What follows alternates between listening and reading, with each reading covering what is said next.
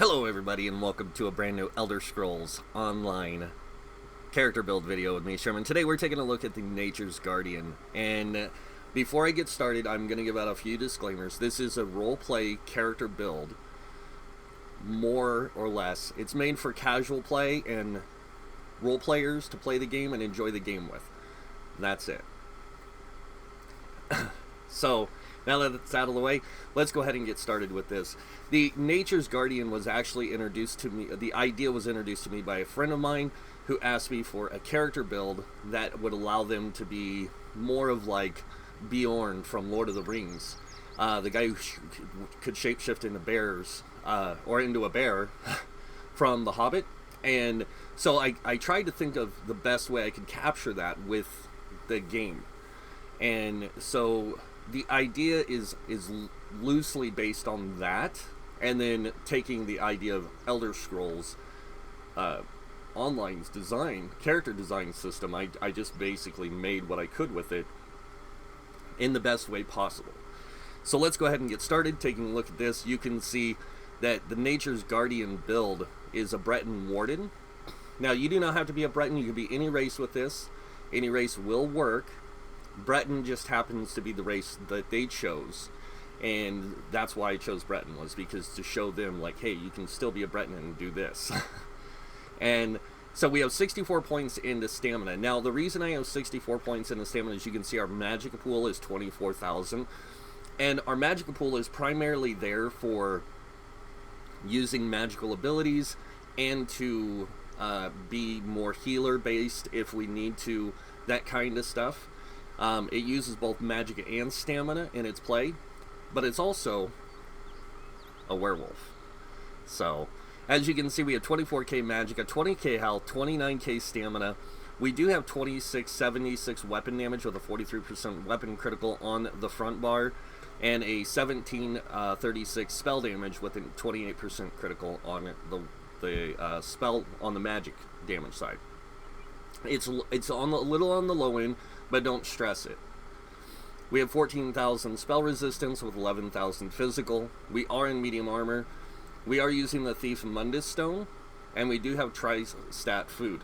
And like I said, this is a werewolf, so you take 25% more poison damage while transform into a werewolf. So just letting you know that. Let's go ahead and take a look at the gear, starting with the food. Now, primarily, you're going to want to use tri-stat food with this to give you that max overall, the max overall stats. But if you're playing more healer-based, you can take your attributes and switch them all into Magicka if you want, and then you can dump, like, change the Mundus Stone to something else that's going to give you higher mag recovery. It's really dependent on how you choose to play the character. If you want this character to be more tanky, you just put all your attribute points into health. Alright, so that's what I would do if I was playing those other roles. I also do carry Witch Mother's Potent Brew and Dubious Camera Throne, just for the purpose of if I need the extra recoveries, if I need to play more focused on stamina than Magicka, that kind of stuff. Now, when I do that, I do lose a lot of max stamina, so you got to be really careful with that. Now, when I play this character as a tank, you can see I have a sword and shield and an ice staff. When I play this thing as a healer, I have a lightning staff and a restoration staff. And then when I play this character just as is, I use dual wield and a bow. Now, the potions that I primarily use are the tripods. This is just to give you health, magicka, stamina back, and the rest of it comes from other things, like in normal play I might use these. For the way I have them set up now, I might use the weapon power pots. When I play a healer, I might use spell power pots. It really comes down to, again, how I play the character. Now, let's go over the gear set. Starting with the monster set, we are using Selene. Selene's is a great set for this build because it kind of gives you that thematic idea of turning it into a bear, because it does allow you to do this bear form attack. So the one piece adds max stamina. The two piece, when you deal direct damage or the melee damage or when you deal direct melee damage, you have a 15% chance to call a primal spirit that mauls the closest enemy in front of you after 1.3 seconds for 15,720 physical damage. This effect can occur once every 4 seconds. So this thing can pretty much be going off a lot. The next set we're using is Blood Drinkers. And Blood Drinkers is a kind of an interesting set. It drops in one of the werewolf, the Wolf Hunter DLC dungeons. I don't remember exactly which one. But the reason I like it for this is because, one, the 2-piece is weapon critical, the 3-piece is weapon damage, the 4-piece is weapon critical, and then the 5-piece increases the damage you deal with bleed damage over time effects by 20%. Being a werewolf character, you do a lot of bleed damage. So this is basically to apply to that, and the fact that when you use dual wield, you also do bleed damage. So it builds on the fact that bleeding damage is your primary source. Moving on to the next set, we are using Elegance. Now, Queen's Elegance set drops in Aradon.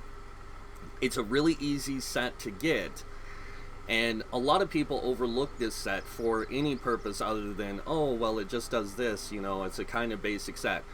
But the 2-piece adds spell damage, the 3-piece adds max magicka, the 4-piece adds max magicka, and then the 5-piece increase your light and heavy attack damage by 20%. When you transform in a werewolf, your light attacks and heavy attacks is what werewolves do a lot of.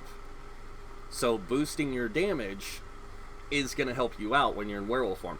The magic is there for when you're in your natural form to use heals and other abilities within the magic realm to your advantage. Now going over the traits and enchants we have on the gear. On the helm, we do have an infused helm to increase our max stat pool. This is so we can be more hybridized in our play. We also use a tri-stat infused on the body and on the legs. This is so we can bridge out that stuff. Another suggestion is to use invigorating, so you can build up your return of resources in health, magicka, and stamina. It's only 33 points, but that will take your stamina to 800 and something, and your magicka to almost 800. And then on the smaller pieces, the belt and the shoulders, we have max magicka, divines. Divines allows your Mundus Stone to work better for you. So that's why I have this set up this way. And the magicka, again, is to help hybridize your character, make him more powerful with magicka. And then we have 2 stamina here to help you do that as well. And please remember, everything within this character design or character build is up for change. It's just a suggestion on how you want to play the character, and I'm just showing you the way I set it up. So if you want to change any of this stuff, you can. Now moving on to the jewelry. On both of the rings, we do have Tri-Rune with weapon damage. This is to maximize our physical damage output for when we're in werewolf form. And the Tri-Runes is to help build out our stats. So we have all 3, magicka, stamina, and health. So we can be more hybrid. Now moving on to the jewelry, the necklace. We have an infused reduced spell cost. Because we are a Breton, take advantage of that reduced spell cost or magicka cost that you get. But we're doing reduced stamina cost. So instead of having the reduced magicka, we're doing reduced stamina. So we already got reduced magicka, why not play off the other? So this allows us to kind of play off both ends really well. Now, moving on to the weapons, starting with the one-handed axe, we do have an elegant axe infused with a disease damage enchant. You can use any enchant you like. Disease just seemed to fit the theme, if you will. Being a bear, you know, or a werewolf, and inflicting people with disease-type damage. And then the offhand is a Nirnhone with an absorbed stamina. This is just to help you with your resource management on the stamina side. And then on the bow, we do have an infused weapon damage to increase our weapon damage benefits. Basically, it gives us both spell and weapon damage. And this is how we can maximize the use of both magicka and stamina as well. Alright. And then moving on to the other weapons we do have a sword and shield. The sword is decisive with the absorb magicka. This is so you can play more with the magicka side while you're tanking. And then the shield is a tri-stat sturdy. The restoration staff is powered with an absorb magicka. The lightning staff is infused with absorb magicka as well. I would suggest either doing weakening here or here. One of the two. That way you have that for playing the healer side. The elegant staff we have infused. It should have a crusher enchant, but I did an absorb magicka here because this thing doesn't have a really good resource management when it's in tank form, other than doing heavy attacks. So this just adds to that, but you can use a crusher enchant there. Alright, moving on now to our skills, and I'm going to go over these as a kind of like well-rounded idea, okay? So I do unlock all the class passives and the class abilities. The reason I do this is so when I play different roles, I have access to those skills. So if I want to be a tank, I have tank type skills. If I want to be a healer, I have healing type skills. If I want to be focused more on damage, I have damage skills. And that's what it really comes down to, is how you choose to play. Now moving on to the weapons, we do focus mostly on dual wield, sword and shield, bow, destruction staff, and restoration staff. As you can see, I have all these abilities unlocked and the passives. Now, it takes a long time to unlock all the different stuff in this game, but it's good that the game gives you time to do that, to work towards building your character into a more effective tool in different things. So that's why I unlock all these different skills and everything else. Moving on to armor, light armor, top 3 passives are really good for this character because one, you get evocation, which gives you a little bit of magic recovery, and it also gives you the reduced magicka cost of abilities. Being a Breton, getting that extra reduced cost kind of helps. We also get a little bit of spell warding, which gives us higher resistances. We do get grace, and then medium armor, because we are a medium armor build, I do unlock the skill and the passives, all of them for being a medium armor build. Heavy armor, top 3, because these are just going to give you benefits. We are wearing a 5-1-1 setup. We're wearing 5 medium, 1 light, 1 heavy. And just to show you how that's set up, we have a heavy helm, light shoulders, and the body is all medium. Alright, moving on to the world skills. Soul Magic, you can unlock the passives and everything here. You do have to play through the Harborage quest line to get this unlocked. That means you have to play through the Harborage and the main quests in the game of Cold Harbor, like the Cold Harbor quest and this, to in order to unlock this, because you have to play through all these different quests that tell different stories to get this unlocked. Mainly to unlock this quest skill line. Werewolf, again, since we are a werewolf, I do have all the passives and active abilities. And the active abilities that I choose for this particular setup is Pack Leader. This one's going to allow you to summon 2 allies to fight by your side, 2 wolf allies. And you do physical damage, heavy attacks deal 50% splash damage, and your max damage is increased by 30%. Summon 2 dire wolves while transformed. If killed, they return after 10 seconds. And while slotted, your stamina recovery is increased by 15%. This is on the back bar. So when we're on our bow bar, we get an increased stamina recovery. The reason I do the bow bar is so I can use the so I can use the Fighter's Guild Dawnbreaker on the front. So we have Feral's Pounce. This is a really good one. This one does physical damage, and pouncing from at least 10 meters away adds 4 seconds duration to your werewolf transformation, and it does hit multiple targets.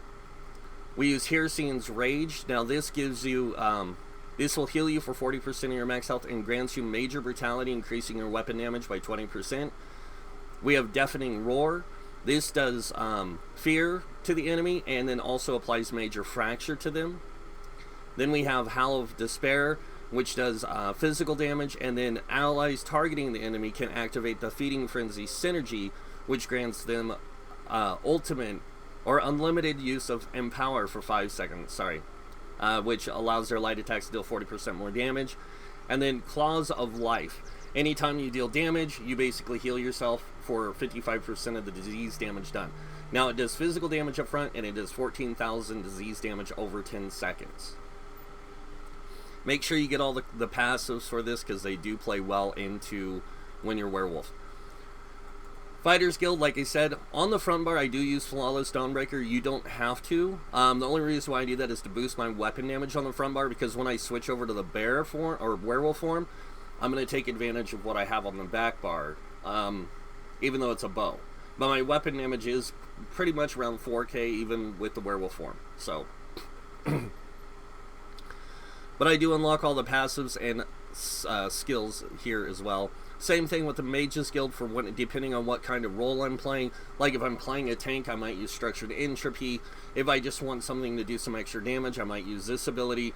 If I need another ability for when I'm having resource management issues, I can use Spell Symmetry. I can also use Inner Light to boost my Max Magicka. Cedric Order, I do unlock all the abilities and the passives. The reason why is because you never know. Like when I play healer, again, I might use Min Spirit. If I need a uptime of Minor Force, even though I'm not using Trap Beast, I can use this. And there's a lot of different things I can do. Undaunted, I unlock all the active abilities and the passives. These are extremely important on the passives, especially in Undaunted Metal. Increases your max health stamina by 2% per type of armor. So heavy, medium, and light you have equipped. So as long as I have one of each, I get 6% added to all my attributes. Magicka, health, and stamina. Assault, same thing, unlock the skills and abilities that work best for you, and the same thing with the support line. Mainly I use the support stuff when I'm tanking or healing, and I use one for tanking, and when I'm using assault, it could be for anything, tanking or doing damage. Or even healing. Breton's skills. Bretons are really good at this. Like I said, first you get increased light armor experience gain, so it is going to help you earn faster experience in light armor, and it also gives you increased alliance points gained for when you're doing PvP. Gift of Magnus increases your max magicka by 2,000. Spell Atonement increases your spell resistance by 2310. The effect is doubled if you are afflicted with burning, chilled, or concussed. Increases your magic recovery by 100. Magicka Mastery reduces the cost of magic abilities by 7%. So this basically makes it to where whenever you're playing in light armor or in medium armor, so I get that 2% with the 7%, that's a 9% reduced cost. It's almost the same as wearing light armor. Alchemy is another good one. Medicinal use. When using potions, resulting effects last 30% longer. And then Provisioning, Gourmand and Connoisseur, both very, very good ones because they increase your food length by 20 minutes. Alright, let's go ahead and take a look at the skills on our bar. And now, this character right now is primarily set up for damage dealing. So, you can change it because you have all the class abilities unlocked. Not damage dealing, it's set up for primarily as a support character. I should say. So on the front bar, we have Blood Craze. Now this does damage up front, it does do damage over time, and it heals you every 2 seconds for the duration of the damage over time. Next we have Bloodthirst, this one does damage up front, and the final hit deals 300% more damage and heals you for 66% of the damage caused. Then we have Subterranean Assault. This does 10,000 something poison damage in front of you, and it also inflicts major fracture on all the enemies hit for 6 seconds. Then we have Deadly Cloak. This is here to give us an AoE damage ability. It also gives us major evasion, which reduces damage from area of attacks by 25%, and then it deals damage every 3 seconds and a pulse within a 5-meter radius around you. Next, we have Resolving Vigor. Renew your forces. Renew your forces. Resolve healing yourself for 11,000 health over 5 seconds and nearby allies for 9,120 health over 5 seconds. And then we have Flawless Dawnbreaker. This is here just to boost the weapon damage. Like I said, you can use the ultimate if you want to. It does do damage up front, and it does do damage over time, but while slotted, you get 5% more weapon damage. And since we do have all the Fighters Guild passives, you actually get 8% more weapon damage. Moving on to the back bar, this is, like I said, this is more of a support setup. So we have Venom Arrow. This shoots an arrow coated with Shadow Scale poison at the enemy, dealing X amount of poison damage and an additional X amount of damage over time. And then if the enemy is hit, is casting an ability, they are interrupted, set off balance, and stunned for 3 seconds. This is more supportive skill, but it really helps out in groups. Next, we have Acid Spray. This one fires a burst of arrows in one shot, dealing X amount of damage and an additional X amount of damage over 4 seconds. You can use Endless Hail or whatever you want here. I just like using this ability for this particular setup. Soothing Spores is a really great heal. Burst heal, especially for a stamina skill, you can burst heal people with this. And as you can see, I did 6,000, 11,000, 6,000. We don't have a really good stamina recovery, but it does go up here. So we do go to 827. Next ability we have is Green Lotus. Now this one embraces the Lotus Blessing, causing your light attacks to restore 1,504 health, and your fully charged heavy attacks to restore 4,514 health for you or a nearby ally for 20 seconds. You also gain Major Savagery, increasing your weapon critical rating by 2191. Moving on to the next thing we have is the Bull Netch. Now this gives you a certain amount of stamina over 27 seconds, so 5,376.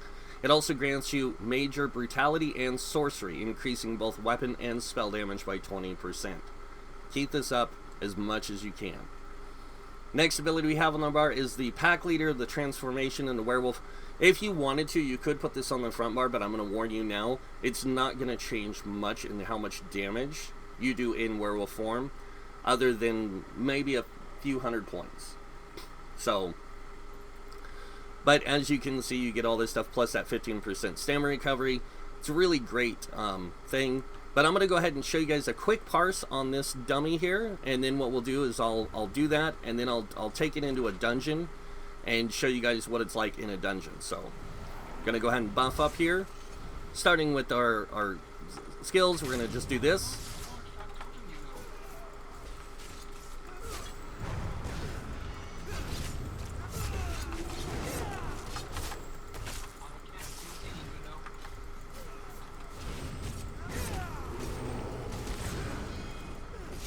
And you can see there, we did like 18k damage. It's not too bad for somebody playing more support. If you wanted to use more damage skills, you could, and that's that 18,000 is going to play into your overall stuff. As you can see, we had 3,758 weapon damage on the front. Maximum, the minimum was 3291. This is when we're on the bow bar. So just letting you guys know, that's why it says minimum and maximum. We have 58% weapon critical with the 70% critical damage, 6,457 physical penetration because of our subterranean assault. And as you guys can see, our bloodthirst is what's doing most of our damage because we're using that as a spammable. So, alright, now that you guys have seen that, let me go ahead and show you guys what it would be like if you were in a well-rounded group dynamic, so you guys can see for yourselves what this thing will look like in that situation. So potion, same thing, we're going to go through the process.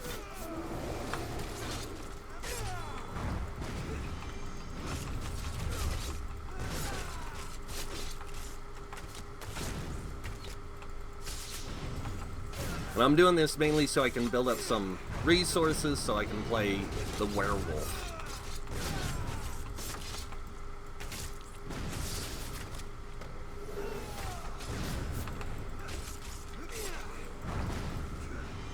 You do have to throw some heavy attacks in there, just to get a little bit. But as you can see, it does a decent amount of damage. It does 25k. This is more than enough to play most of the, at least 90% of the content in the game. Now, if you wanted this build better suited for more trial play, there are trial sets you can get, which would help you out. And you can do the trials on normal to get those sets. So, Now that you guys have seen this, I'm going to go ahead and adjust a few skills so I can be more survivable, but I'm going to take it into a dungeon. And I'll probably switch to werewolf while I'm in there, just to show you the effectiveness of it. Alright, let me go in here. I need to grab, I just need to grab one ability, and we're going to grab the Spike Bone Shield. We're going to drop it right there. Now, Spike Bone Shield, just so you guys know, is it gives you a shield that absorbs 30% of your max health, and does 42% of any direct damage you take back to the enemy. It's also a synergy. So if you're playing in a small group and you need some extra survivability, this is definitely the way you can do that. Now, like I said, this build is primarily made to work with both Magicka and Stamina, so if you wanted to use some Magicka-based abilities or Stamina-based abilities, you can do that. Like, you can use Fletcher Infection, or some of your other class heals, things like that, even in this form.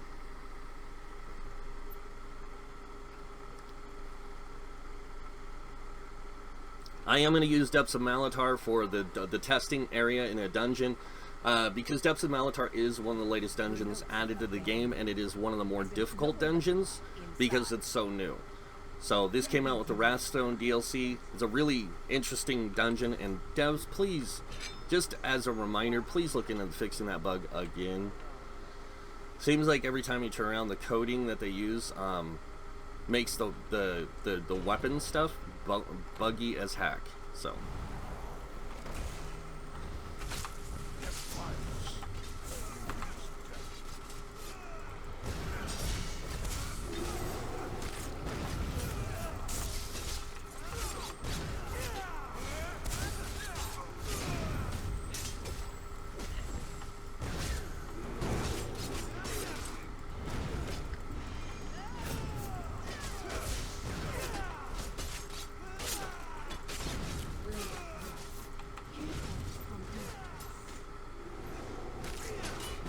alright, so they're dead. I have enough to turn into a werewolf. I'm going to go ahead and do that.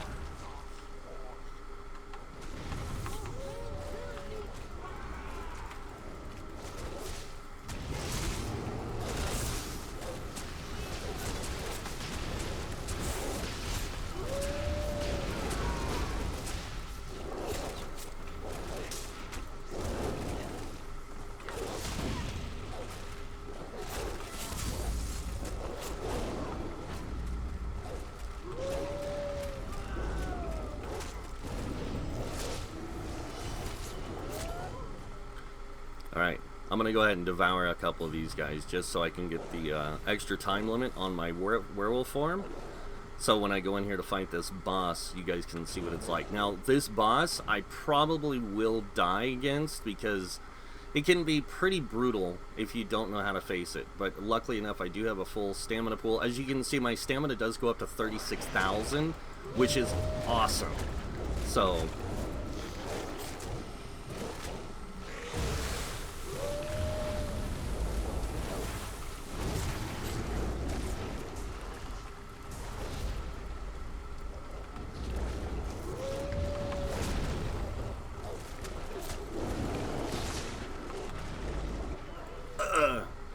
and I did die. I knew I was going to because I'm not very good with playing a werewolf. But that's pretty much the Nature's Guardian. It works out really well for those types of people who want to play something a little different, a little unique in the game. And like I said, this is a roleplay type build. It can play 90% of the content, so that means dungeons and trials and stuff like that. It's not going to be super effective in trials because it's not really, it's more of an introduction build for trials more than it is anything else. But I just wanted you guys to see how effective it could be and how it can play, and let you guys decide from there if it's something that you'd like to play. And that's pretty much it for this video, guys. I hope you guys liked it. I really love this build, and I got to give a major shout out to Celtic Katie in game for the idea. Thank you so much. It was so much fun working on this, and I hope you really like it. I do, because I think it's something that's going to fit your playstyle. I know it's a guy, yours is female, and you can also do this, because somebody asked me, can I use a resto staff on the back bar with it? Yes, you can. You can still use a resto staff on the back bar with dual wield on the front bar. It works out really good this way. because you can take advantage of that higher magicka pool and that higher spell damage and stuff. What I would do if I was going to do something more like this is, like I said, I'd put a weakening here. I might change this one to a weapon damage and spell damage enchant so I could keep it up more often if I was playing this way. But that's it for this video, guys. Hope you guys like it. Again, great build, really fun. And that's it. So you guys know what's coming next. If you guys like this video, hit that like button. If you guys want to see more videos by me, you can subscribe. Other than that, I want to thank you all for watching. Until next time, have a wonderful day. And this guy might see you in game. Bye.